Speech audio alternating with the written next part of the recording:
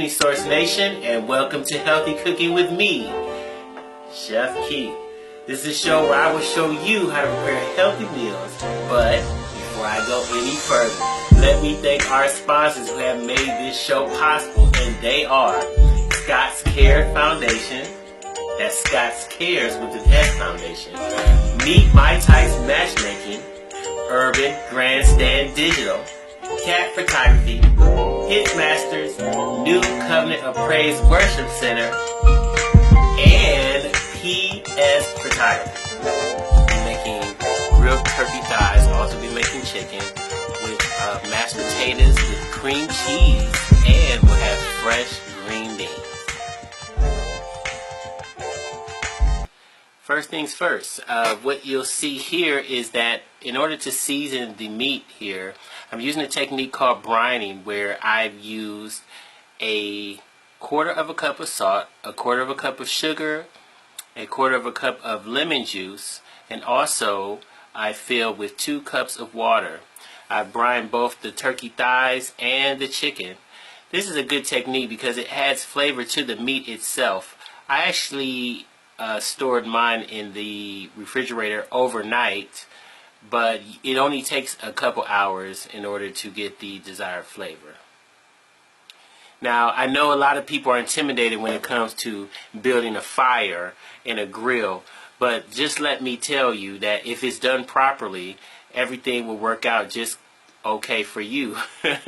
Now, if you look, you see which way I have everything situated here. I have all my charcoal on one side of the grill. I'm going to add some hickory wood to it as well. Now, the thing about it is you can add your lighter fluid before. So make sure you put a good amount of lighter fluid on your charcoal. Let it sit for about 10 minutes. Now, I know a lot of people, I've seen people continue to add lighter fluid to charcoal, but if you light it first, if you add the charcoal,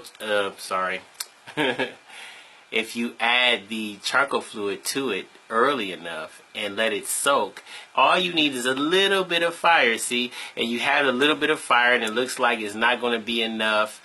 But trust me, if you do everything properly, all you need is just a little bit of lighter fluid, and then there you go. You'll see the flames start to catch, and then voila, a little fire turns to a big fire, and you don't have to add all this extra lighter fluid. You don't have to worry about getting burned or things kind of exploding on you in your face. Now, this technique is used in the way that I used it, so that I can turn a regular grill into a smoker, in which you can have one side that is not under the direct heat, but you'll have one side that is your primary heat, and then the other side will be for resting your meat and also just for primarily smoking.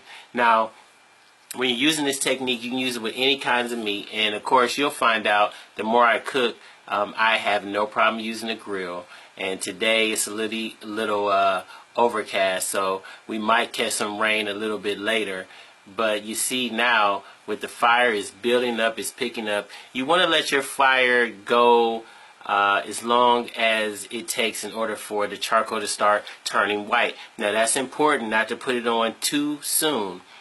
You can put it on too late, but for the most part, you just wait for the charcoal to start turning white, and then once it all starts turning white, before you put the meat on here, you're going to add some hickory to it, some hickory wood, and just lay the wood on top, and then you can put the grate on. But we're going to go back inside right now, and we're going to start getting our potatoes ready for the mash.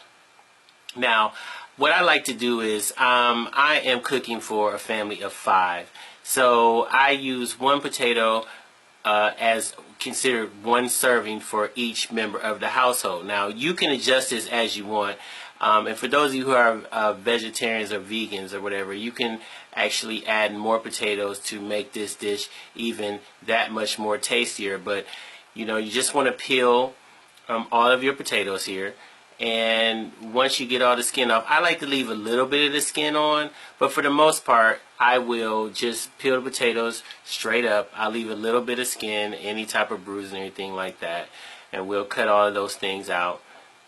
We'll continue to chop, and as you can see, we'll take each potato here, we'll peel it, properly just to make sure that we have the amount of meat from the potato that we want. That's right, potato meat. Now, practice makes perfect, so for those of you who are not good with a knife, just make sure that you have a proper cutting knife. You'll see during the course of time when I am putting these dishes together, I basically use the same type of knives, but it's always important to have good chopping knives in your possession. They make cooking that much more easier. Now, of course, we're going to put our potatoes in the water so that we can prevent them from being brown. Also, the water extracts the extra starch from the potatoes. But you know, we like our potatoes because they are starchy. But I'm not really going to do too much to them. And also, notice that when you're cooking with your potatoes, you don't want too big of chunks. But in this particular dish, and when you're making potatoes, a lot of people use bigger pieces, but you realize that you can get more bang for your buck and an easier boil and a slower cooking time. I mean, not slower, but you get a quicker cooking time if you actually make them smaller and make your chunks smaller, so that gives you the proper consistency that you want. Now, when mixing the potatoes, you'll see that it'll make it a lot more simple for you if you can make them into smaller chunks altogether. But like I said, you know, that's up to you. It's up to the taste of the chef, which you are the chef now, because we know that, like I told you, that everybody can be a great chef, even if you aren't a great chef before, because I think the main thing that people need to know is that it's all about the cooking techniques. It's all about portions, and healthy cooking has more to do with portions and fresh ingredients than it does about what you eat. And I know some things are unhealthy than others, but you have to understand at the same time that because everybody has different tastes and different things they eat, you can still eat the things that you love, and they can still be tasty, and you don't have to necessarily change your diet wholeheartedly. Now I'm just going to finish up the last few cuts and chop, chop, chop, chop, chop. And like I said, just add them to water, and then presto. Now back to the grill. Now, of course, it is raining a bit now. But you know, this is what Chef Keith, this is what I'm doing, right? You're seeing me basically prepare food live. Basically, there's no extra cuts.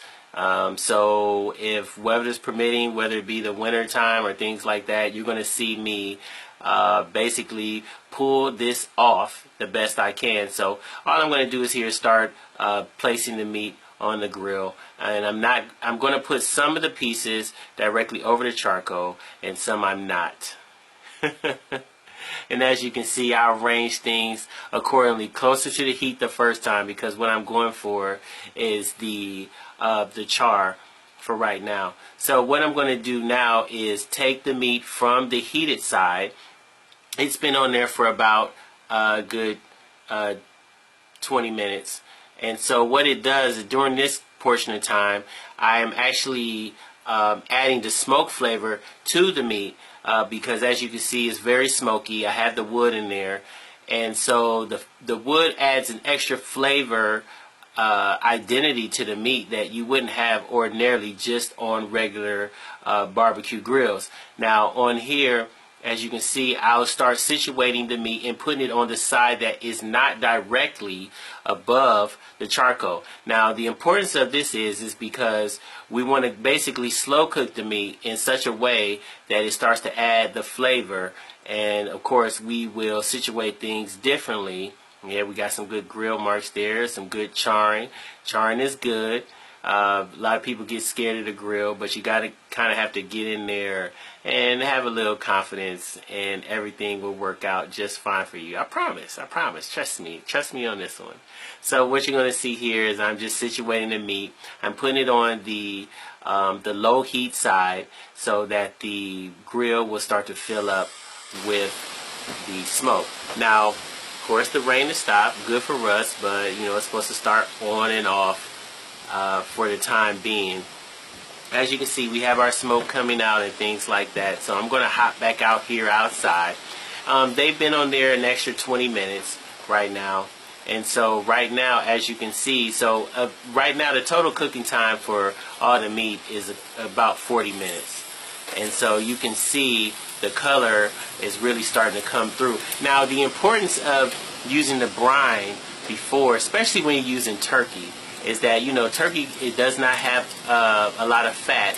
So, turkey itself is easy to dry out. So with the brine, what the brine actually does is more of a science experiment. We use a technique called osmosis. Some of you learned that in science class. And what it does is it transfers the flavors that are actually in the liquid when you add the salt. It'll take everything that's combined in the brine and start transferring it inside and outside the meat. Now, the interesting thing about using this technique is that the longer that you let your meat brine, the more flavor that you can bring forward. So sometimes you can use, I think it's another good idea to actually use brown sugar in a brining technique when you're using turkey or poultry.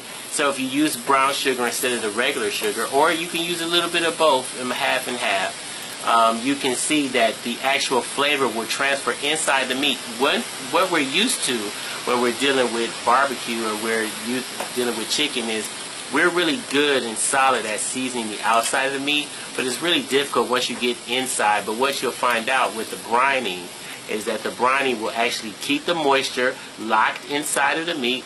That looks good, right? We got a little char, everything going on there. But it'll keep the flavor inside the meat and the moisture at the same time. So you'll get a juicy piece of poultry, no matter how you cook it. You can use this in the oven or on the grill.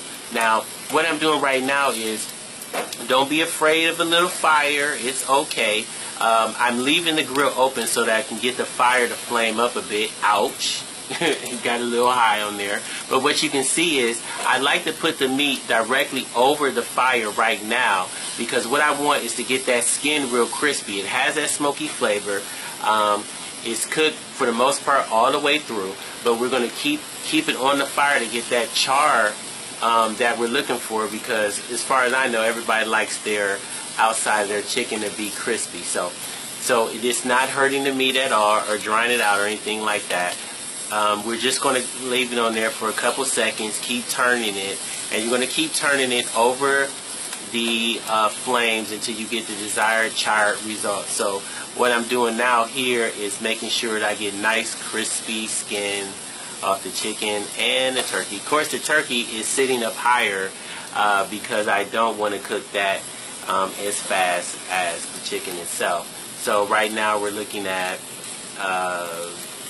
about 50 minutes to an hour for the chicken. So I moved all the chicken and turkey over to the smoke side so I can finish it, so I can come inside, and I've added my potatoes to the water here. The water is not at a boil yet because I want everything to boil at the same time.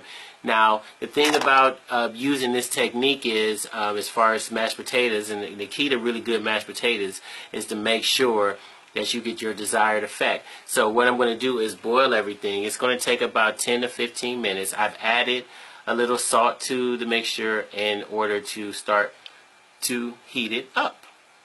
Now, another added twist to this is I'm just going to take one onion. Now, the thing about with the onions, and for those of you who have trouble peeling onions and you're worried about your eyes watering and things like that, is that, I keep the onions at a cooler temperature. So sometimes I store them in the refrigerator before I use them. And also wash the skin of the onion off. That makes it easier to peel. So what I'm going to do here is just simply start to dice the onions up a bit. I like the onions in this dish because what it does is it adds a little crunch, a little something extra in there. You can say, what is that? And you get that onion flavor, which is really nice to have as well. So I like to have a little crunch and also a few lumps from the potatoes, but it adds a different texture to it that we all know and love. And so now I'm going to take this onion and everybody into the pool.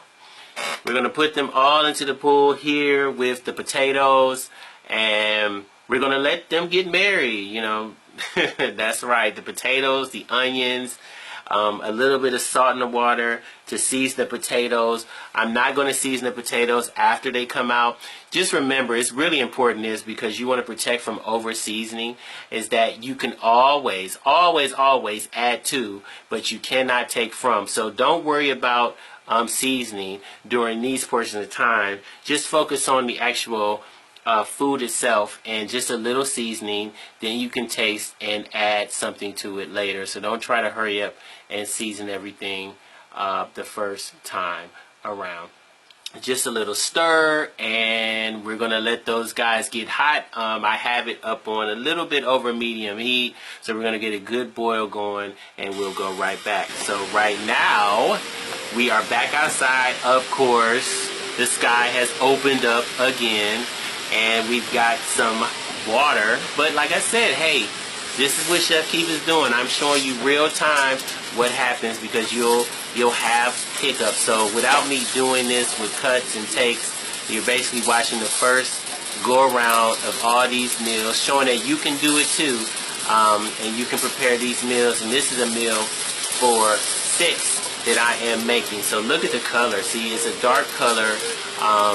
Don't be afraid of it. It has more to do with the smoke that has been added to the chicken than it does with overcooking. So we're looking for a nice dark color, because you don't want to be too careless and loosey-goosey with the poultry, because you always want your poultry to make sure that it's cooked all the way through.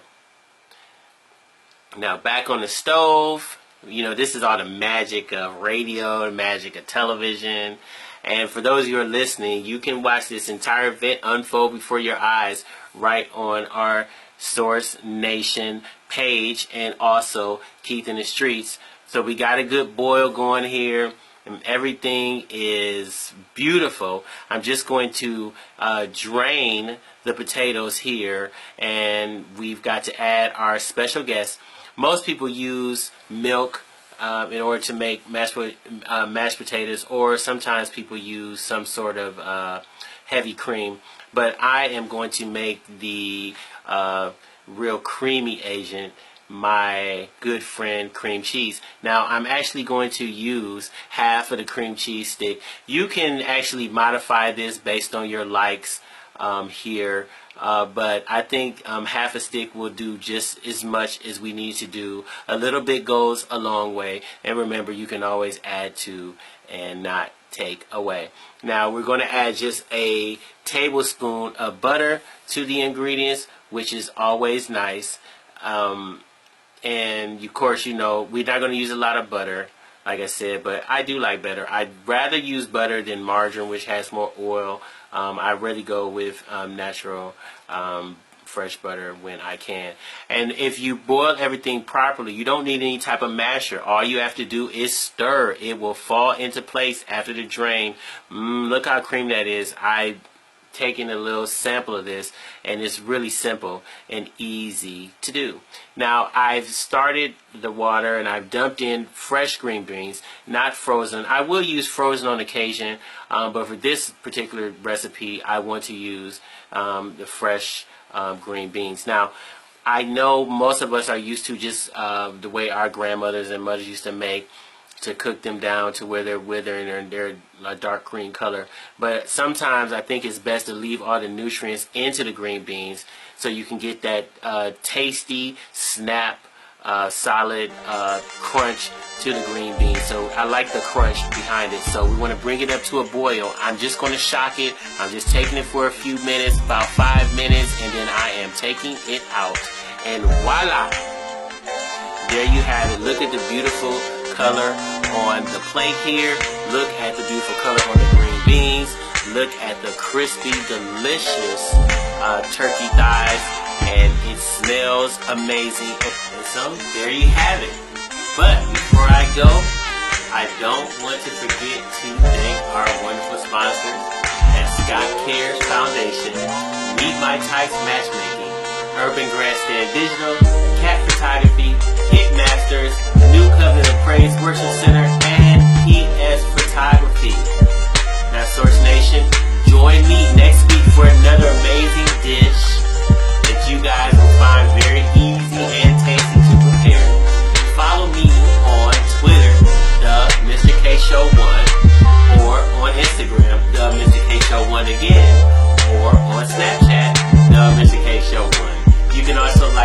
page on Facebook, which can either be Eating the Streets or Healthy Cooking with me, Chef Keith, and that's at Source Nation. Just remember, healthy, affordable, tasty, gourmet style cooking is as close to you as you are to your kitchen. I'll see you next week.